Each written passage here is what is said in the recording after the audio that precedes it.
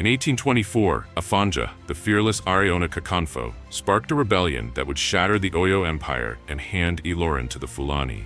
But was he a hero fighting for freedom, or a traitor consumed by ambition? This is the untold story of Afonja's rise and fall, a tale of loyalty, betrayal, and the devastating cost of misplaced trust. The old Oyo Empire in the late 18th century stood as a giant in West Africa. From the deep forests of Yoruba land to the open plains bordering the north, its power stretched. The empire was ruled with absolute authority by the divine king, Alafin, and its capital, Oyo Ili, was a bustling hub of trade, culture, and tradition. But on the northern frontier, where the forests thinned and danger lurked from rival kingdoms like Nupe and Borgu, a different kind of power was brewing. Afonja was born in Illorin, a military outpost founded by his great-grandfather Ilorin to shield Oyo from northern threats. His grandfather Passin and father Alagbin were warriors who carried the family's legacy of defending the empire's borders. But Afonja was no mere soldier. Through his mother, he carried the royal blood of Oyo's kings, a lineage that granted him prestige but also a curse.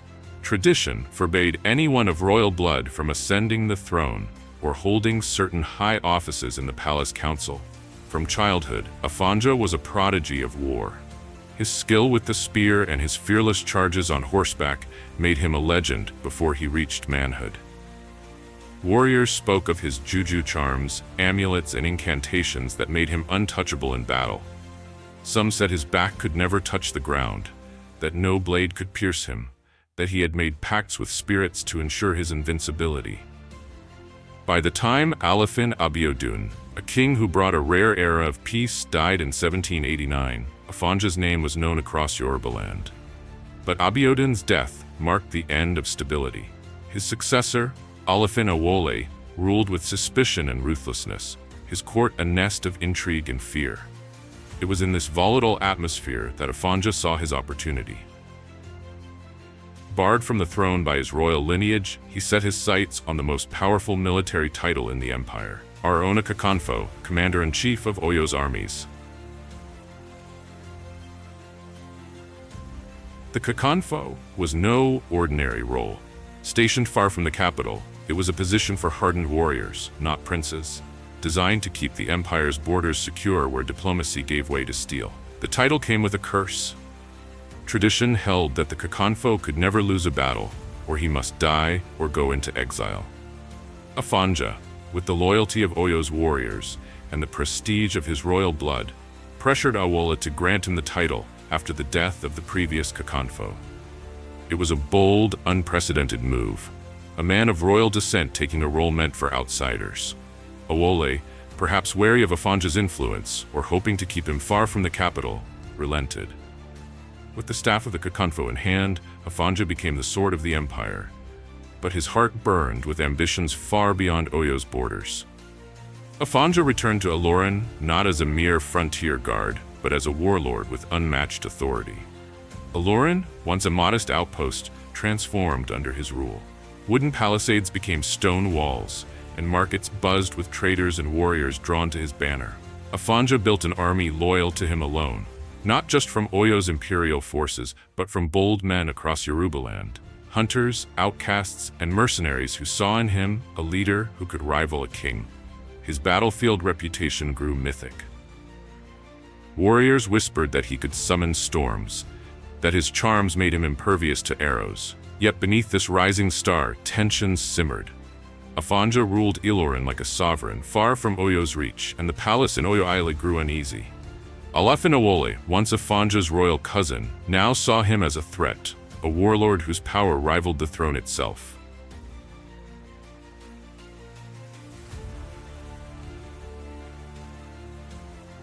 The first test came in the early 1790s. Awole, fearing Afonja's growing independence, sent a chilling order: attack Ile Ife, the spiritual cradle of the Yoruba people, the city believed to be the birthplace of Oduduwa, the divine ancestor. This was no ordinary command. Ile Ife was sacred, its soil guarded by ancient traditions. A curse, dating back to Alafin Ajagbo, who created the Kakanfo title, warned that any Kakanfo who struck Ilorin would die a violent, unnatural death. Afonja, who had sworn an oath, possibly before Alifin Abiodun himself, never to raise his sword against the holy city, refused. It was his first open defiance of royal authority, an act tantamount to treason in Oyo's rigid hierarchy. Why would Awoli demand such a sacrilege? Was it a test of loyalty or a calculated trap to destroy his rival? Afonja saw through the order. This was no call to war but a death sentence, disguised as duty. If he obeyed, he risked divine wrath and death. If he refused, he invited the king's wrath and condemnation. He chose to stand his ground, and Awoli, perhaps wary of pushing too far, backed down. However, the rift between the king and the general had become a chasm, and the empire felt the tremors. In 1795, Awoli struck again, ordering Afonja to raid Apomu, a market town closely tied to Ilorin. Like the previous command, it was fraught with danger, not just militarily but spiritually, as Apomu's ties to Ilorin made it a sensitive target. Afonja, wary but strategic, chose to obey this time. He led his army through the forests, razed the market, and returned to Illorin triumphant. Yet the victory was hollow. Afonja knew Awoli's orders were not about securing the empire, but about controlling him, testing his loyalty while sowing discord among Yoruba allies. The raid on Apomu preserved Afonja's image as a loyal general, but it also confirmed his suspicions. The empire was turning against itself, and Awoli was playing a dangerous game. Afonja had had enough. The rebellion began quietly, not with clashing swords, but with whispers in the shadows. He courted provincial chiefs, swayed the Oyo Mesi, the powerful council of 7 nobles who advised the Alifin, and rallied his warriors, who had bled for him on countless battlefields. Discontent with Awoli's tyrannical rule was spreading like wildfire, and Afonja fanned the flames. By the mid-1790s, he made his move, marching south to Oyo Ile with an army loyal to him alone. The siege was swift and decisive. Awoli's forces, weakened by internal strife, crumbled. Even the Oyo Mesi, once loyal to the crown, turned against their king. In a dramatic and chilling act, Afonja and the Oyo Mesi sent Awoli an empty calabash adorned with parrot eggshells, a potent symbol in Oyo tradition. It was no mere warning, it was a death sentence. In Oyo custom, the calabash meant the king had been rejected by his people and must take his own life.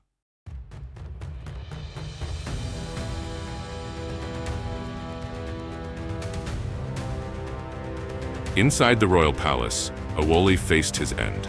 But before he died, he unleashed a curse that would echo through history. To all the points I shoot my arrows, you will be carried as slaves. My curse will carry you to the sea and beyond the seas. Slaves will rule over you, and you, their masters, will become slaves. With those bitter words, Awoli took his life, and the Oyo Empire trembled on the brink of collapse. Afonja's victory was bittersweet. He expected to be crowned Alifin, believing his royal blood and military triumphs entitled him to the throne. But the Oyo Mesi, wary of his ambition and stained by his rebellion, refused. His royal lineage, once his strength, now barred him from the crown he had toppled a king to claim. Oyo descended into chaos, with puppet kings rising and falling in rapid succession. The central authority of the empire fractured, and Afonja turned away from the capital. He returned to Illorin, no longer a loyal servant but a warlord with a vision. There he declared independence, severing all ties to the Oyo Empire. No more oaths, no more tribute, no more royal messengers.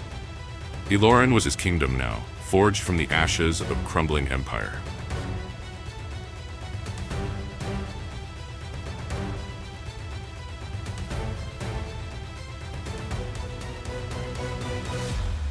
Afonja opened Illorin's gates to all, slaves seeking freedom, warriors without masters, hunters cast aside by society.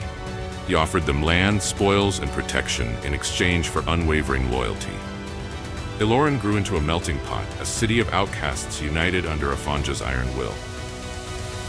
Among those who came was Shehu Alimi, a Fulani cleric fleeing the religious upheavals of the Sokoto Jihad in the north. Introduced by Salagberu, a Yoruba Muslim elder and one of Afonja's trusted allies. Alimi arrived not with swords, but with scriptures. Afonja saw him as a tool, a holy man whose presence could unify the diverse factions in Illorin and lend spiritual legitimacy to his rule.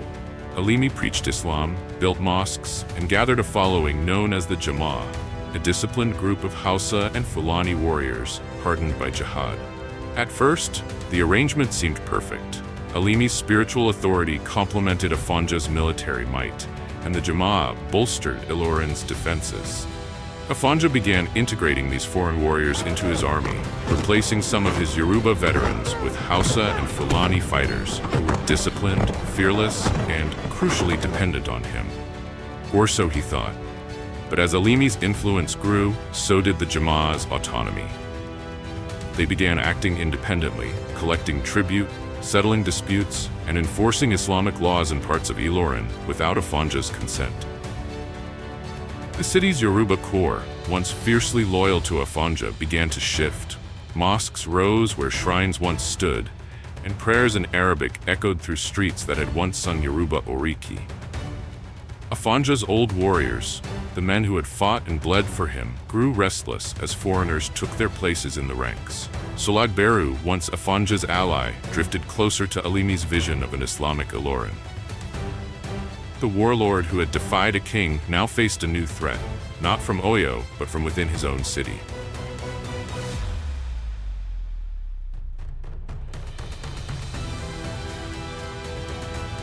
In 1817, Shehu Alimi died, and his son, Abdul Salami, rose to lead the Jama'ah. Unlike his father, who preached peace and loyalty, Abdul Salami was ambitious and cunning. He saw Illorin not as a sanctuary, but as a throne to be claimed. To him, Afonja was no longer a savior, but an obstacle. Abdul Salami moved swiftly, consolidating power among the Jama'ah.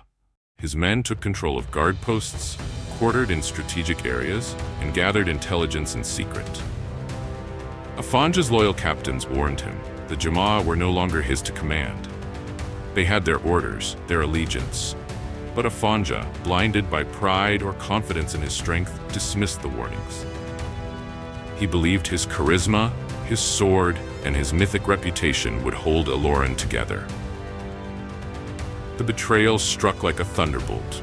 In the dead of night, the Jama'ah turned on Afonja. Hausa and Fulani warriors, once his allies, stormed his palace. Afonja fought with the ferocity of a cornered lion, spear in hand, charms wrapped around his chest, his battle cloth soaked in prayer and blood. A handful of loyalists stood by him, fighting room to room, gate to gate. Arrows rained, spears struck, yet Afonja stood tall, refusing to yield. Legend holds that he was pierced so many times that his body remained upright, pinned by the very weapons that killed him. The unkillable warrior fell. Not on a distant battlefield, not in glory, but in the heart of the city he had built, betrayed by the men he had armed. Abdul Salami declared himself Emir, aligning Illorin with the Sokoto Caliphate, the rising Islamic empire in the north led by Usman Dan Fodio. The Yoruba throne of Illorin was gone, replaced by a Fulani emirate. Afonja's family was hunted, some executed, others fleeing to nearby towns like Bongan. Even Solagberu, the Yoruba elder who had introduced Alimi, was killed, his loyalty to Afonja meaningless in the new order. Illorin, once a Yoruba stronghold, now bowed to a foreign power, its streets pulsing with Islamic life, its army answering to a new master. Afonja's rebellion had shattered Oyo, but his betrayal buried it. In 1837, Illorin's new rulers, emboldened by their power, marched on Oyo Ile, the ancestral capital of the empire. The city was razed, its palaces burned, its people scattered. The Alifin fled to a new settlement, Ago Oja, later renamed New Oyo, but it was a shadow of the empire's former glory. The Oyo Empire, once a titan, was gone, its heart reduced to ashes. Afonja's dream of a new kingdom had opened the door to ruin, not just for himself, but for the empire he had sought to reshape. Yet the fire did not burn unchecked. In 1840, Illorin's army, now a southern outpost of the Sokoto Caliphate, pushed further south toward Ibadan, dreaming of extending Islamic rule to the sea. But at the Battle of Oshogbo, A coalition of Yoruba forces, led by Ibadan's fierce commanders like Balogun Odorinlo, rose like a wall of flame. They crushed Ilorin's advance, their infantry and archers overwhelming the Fulani cavalry. Illorin remained a Fulani emirate, a Yoruba city under foreign rule, a wound that has never fully healed in the Yoruba psyche. Was Afonja's fall the fulfillment of Awole's curse? The fallen king's words lingered. Slaves will rule over you, and you, their masters, will become slaves. Illorin was lost, Oyo Empire was destroyed, and Yorubaland was fractured into warring states. Soon, European ships would arrive from across the sea, bringing new chains, new masters, and new lies.